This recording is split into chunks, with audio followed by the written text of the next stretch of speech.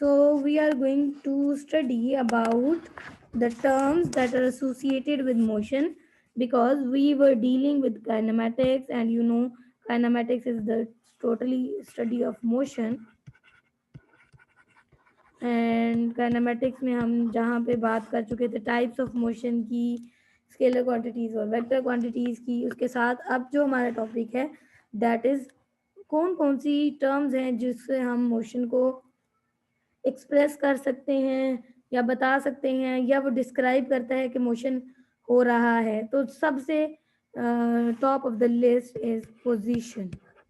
क्यों? बिकॉज कैसे पता चलेगा कि बॉडी रेस्ट पे या बॉडी मोशन में है? कैसे पता चलेगा? ये तब पता चलेगा if the body is changing its position according to an observer और according to some reference point.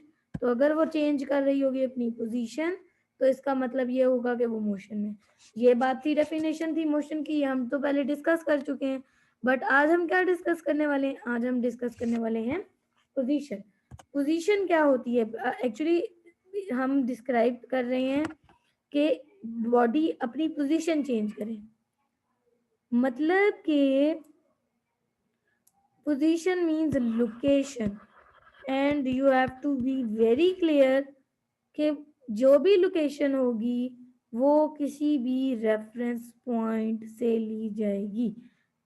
Let suppose if I से कि जिस जो पोजीशन है वो किसी चीज़ की या किसी पॉइंट की पोजीशन को या लोकेशन को डिस्क्राइब करती है, उसको बताती है with respect to some reference point, that is called origin. So position actually क्या होती है? लोकेशन होती है, लोकेशन ऑफ ए प्लेस और अ पॉइंट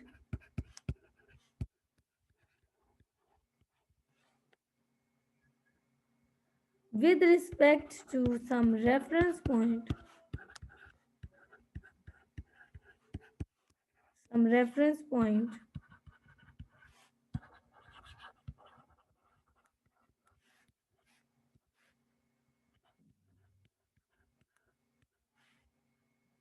called origin.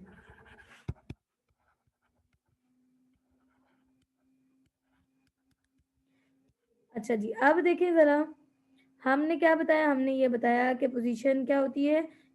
कोई भी ऑब्जेक्ट है या कोई भी पॉइंट है, वो किस जगह पे लोकेट हुआ है, वो किस जगह पे प्रेजेंट है, उसकी लोकेशन बताते हैं with respect to some reference point. एक रेफरेंस पॉइंट ले लेते हैं और उसको बोला जाता है ओरिजिन।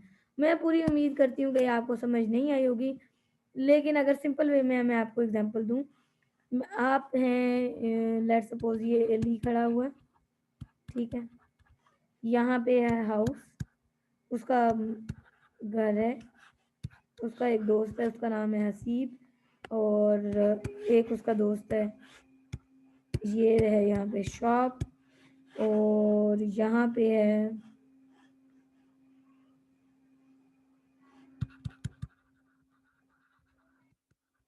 ये हसीब का घर है। अब अली ने जाना है हसीब के घर, तो उसको कौन बताएगा कि भाई तुम कहाँ पे जाओ? कैसे उसको एड्रेस समझाएंगे?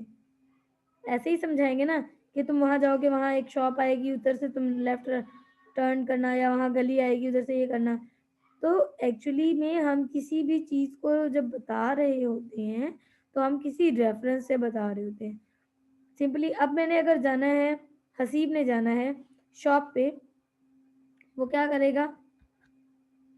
उसको कैसे पता होगा? उसको पता होगा कि मैंने किस रेफरेंस पॉइंट पे लिया हुआ, यानी ये मेरा घर अगर रेफरेंस पॉइंट है तो मैंने किस डायरेक्शन को फॉलो करना है। यानी पहले मुझे स्ट्रेट जाना है, फिर मुझे थोड़ा सा लेफ्ट टर्न करना है, फिर स्ट्रेट जाके राइट लेना है, राइट लेके वापस इधर आना है, तो ये शॉप आ जाएगी। अगर उसका तो ये इसकी एक डायरेक्शन है, ठीक है। वैसे भी अगर हम पोजीशन को एक्सप्लेन करें सिंपली, आप क्या करोगे? किसी रेफरेंस के मुताबिक उसको बता दोगे। यानी आपका घर शॉप के पास है, ये आपने उसकी पोजीशन बता दी। कहाँ पे आपका घर? आपका घर शॉप के पास है, तो ये उसकी पोजीशन है with reference to some point, and this is main thing. Simple अगर मैं आपको एग्जांपल दूं, this is point A, this is point B, I want to locate where is point A, मुझे ये बताना पड़ेगा पॉइंट ए कहाँ मौजूद है। मैं कहूँगी point A is located beneath point B, point B से नीचे है। और अगर मैंने नहीं बताया ये किस रेफरेंस से, तो इसका मतलब ये है कि मैं ये पॉइंट लगाया है, इसका नाम है समझ लो पॉइंट बी। अब लोकेट करें ज़रा इस पॉइंट को, कैसे बताएंगे, किधर जाएं, कहाँ से जाके ये पॉइंट मिलेगा, नहीं मिल सकता unless and until we have reference point that is known as origin. अगर ओरिजिन ओ होगा तो सिंपली हम ये कह सकते हैं ओरिजिन ओ ये है, और इससे अगर हम 5 सेंटीमीटर आगे चलते हैं तो हमें पॉइंट पी मिल जाता है। So this is the position of point P, right. अब what is distance and what is displacement, second thing that we define that is related to motion is distance and displacement। अगर हम distance की बात करें तो जो path cover किया गया किसी भी दो पॉइंट्स के दरमियान that is distance. Let suppose ये एक पॉइंट है ए, ये पॉइंट है बी, इन दोनों के दरमियान जितना भी लेंथ है, जितना भी पाथ कवर किया गया है उसको हम बोलते हैं distance. Clear? Distance and displacement मैं यहाँ लिख देती हूँ, second distance and displacement.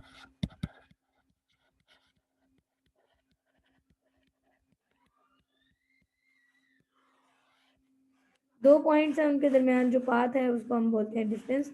Simply we can say length of a path between two points,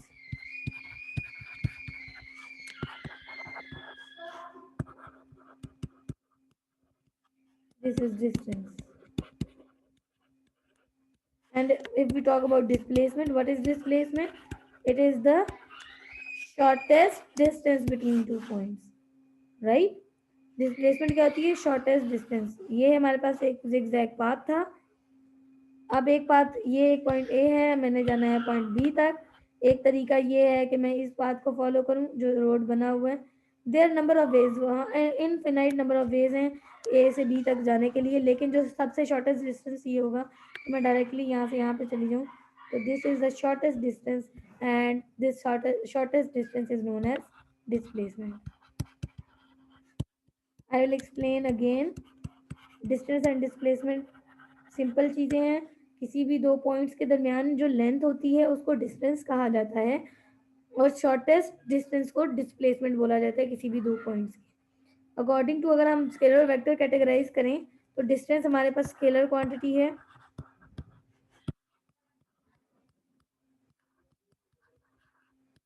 जबकि अगर हम देखें displacement, so it is a vector quantity.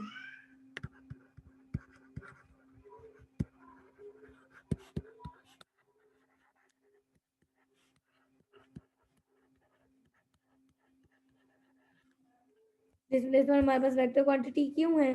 क्योंकि हमें बताना पड़ेगा, हमें डायरेक्शन स्पेसिफाई करनी पड़ेगी, बिकॉज इधर तो अदरवाइज नंबर ऑफ पास हैं जिनको मैं फॉलो कर सकती हूँ। ये भी तरीका हो सकता है, ये भी तरीका हो सकता है, यहाँ से यूं भी जा सकती हूँ, यहाँ से यूं भी जा सकती हूँ। नंबर ऑफ पास हैं जिनको मैं फॉलो कर सकती हूँ, बट हमने वो पाथ फॉलो करना है जिससे हमें हमारे पास कम से कम हमारे पास आए length. The next is the difference between speed and velocity। Speed and velocity की अगर हम बात करते हैं, सिंपल वर्ड्स में स्पीड क्या है? स्पीड डिस्टेंस कवर्ड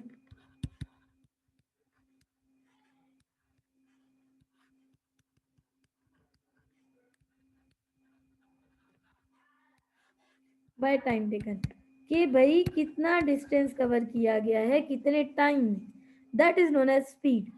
ठीक है, लेट सपोज एक बॉडी कवर करती है 2 मीटर्स, 2 मीटर का डिस्टेंस कवर करती है इन लाइक 2 मीटर का डिस्टेंस कवर करती है अगर 2 सेकेंड्स में या 5 सेकेंड्स में आप कह लें, तो ए से बी तक वो जा रही है और उसने 2 मीटर डिस्टेंस कवर किया है। लेट सपोज हम कहते हैं 10 सेकेंड्स में अगर उसने डिस्टेंस कवर कर लिया है तो नहीं, ये आई थिंक तो 2 सेंटीमीटर ही 2 सेकेंड ही कहते हैं, बिकॉज इतना 2 मीटर कुछ ज़्यादा बड़ा डिस्टेंस नहीं है।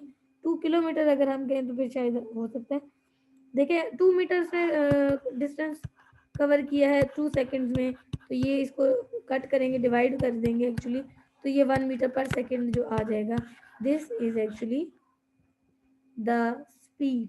कितना बॉडी डिस्टेंस कवर कर रही है कितने टाइम में, और you can say the speed will be 1 metre per second if the body covers the distance of 1 kilometre in 1 second. अगर बॉडी 1 किलोमीटर डिस्टेंस कवर करती है 1 सेकेंड में, तो तब स्पीड कितनी बनेगी, 1 metre per second. Again this is a scalar quantity. इसको represent करने के लिए आप स्पीड को बता सकते हो, आप लाइक रिप्रेजेंट कर सकते हो एस के साथ। सही।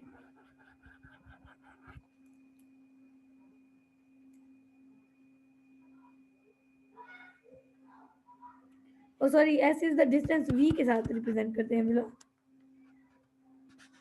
स्पीड को। ठीक है। अब वेलोसिटी की अगर बात, स्पीड एंड वेलोसिटी है हमारे पास। वेलोसिटी की अगर हम बच्चों बात करते हैं तो वेलोसिटी क्या होती है, वेलोसिटी होती है the displacement covered in displacement covered displacement by time. Displacement क्या होती है, शॉर्टेस्ट डिस्टेंस। जब कोई बॉडी अगर वो कुछ डिस्प्लेसमेंट कवर कर रही है किसी टाइम के अंदर, तो हम उसको बोलते हैं बॉडी की इतनी वेलोसिटी है। और वेलोसिटी को आपको पता है ये दोनों वेक्टर क्वांटिटी हैं, तो ये भी बोल्ड लिखा जाएगा और इसके ऊपर एरो हेड लगा दें या फिर, और डिस्प्लेसमेंट को भी कैपिटल बोल्ड डी से लिखा जाएगा, और टाइम क्योंकि स्केलर है तो ये, और वेलोसिटी भी एक स्केलर क्वांटिटी है और इसका यूनिट मीटर पर सेकेंड होता है, हम सबको पता है। स्पीड का यूनिट भी मीटर पर सेकेंड होता है। और एक बॉडी की वेलोसिटी 1 मीटर पर सेकेंड कब होगी, if it covers 1 meter displacement in 1 second, so it will be 1 1 metre per second velocity. ठीक है। अभी यूनिफॉर्म स्पीड और यूनिफॉर्म वेलोसिटी की भी साथ ही बात कर लेते हैं। यूनिफॉर्म स्पीड और यूनिफॉर्म वेलोसिटी एक्चुअली में, अगर बॉडी इक्वल डिस्टेंस कवर करे इक्वल इंटरवल ऑफ टाइम में, जैसे मैंने आपको यहाँ पे एग्जांपल दी कि 1 मीटर के में वो एक एक सेकंड में 1 मीटर के, या दूसरे सेकंड में 2 मीटर, तीसरे सेकंड में 3 मीटर, चौथे सेकंड में 4 मीटर, इस तरीके से अगर वो इक्वल डिस्टेंस कवर कर रही है in equal interval of time, then it is known as uniform speed. इसी तरह अगर इक्वल डिस्प्लेसमेंट कवर कर रही है in equal interval of time, then we will say it is uniform velocity. Now coming towards acceleration. Acceleration क्या होती है, actually acceleration is the rate of change of velocity, change in velocity divided by time, this is the formula of acceleration. अब acceleration अगर change in velocity है, यानी metre per second velocity का है unit, तो ये आ जाएगा मीटर पर सेकेंड। टाइम क्या है, सेकेंड, तो ये वापस ऊपर जाएगा तो मीटर पर सेकेंड हो जाएगा, जो हो जाएगा metre per second square. So this is the unit. Acceleration is again, you can say acceleration is a scalar or vector quantity, it is a vector quantity। तो इसको भी हम बोल्ड लेटर से लिखेंगे और या फिर इसको एरो हेड से रिप्रेजेंट कर देंगे, और वी कैन से कि चेंज इन वेलोसिटी को डेल्टा वी से रिप्रेजेंट किया जाता है, और डेल्टा वी से मुराद यानी v f minus v i, final velocity minus initial velocity divided by t. Okay. अब अगर ऐसा हो कि वेलोसिटी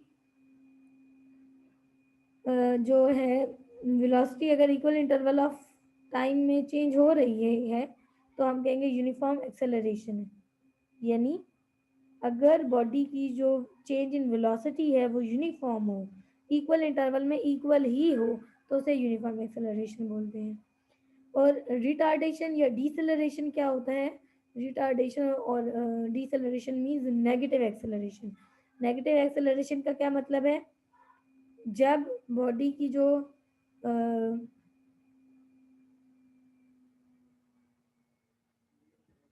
वेलोसिटी है वो डिक्रीज हो, यानी चेंज इस तरह से आए जैसे ब्रेक अप्लाई की जाती है।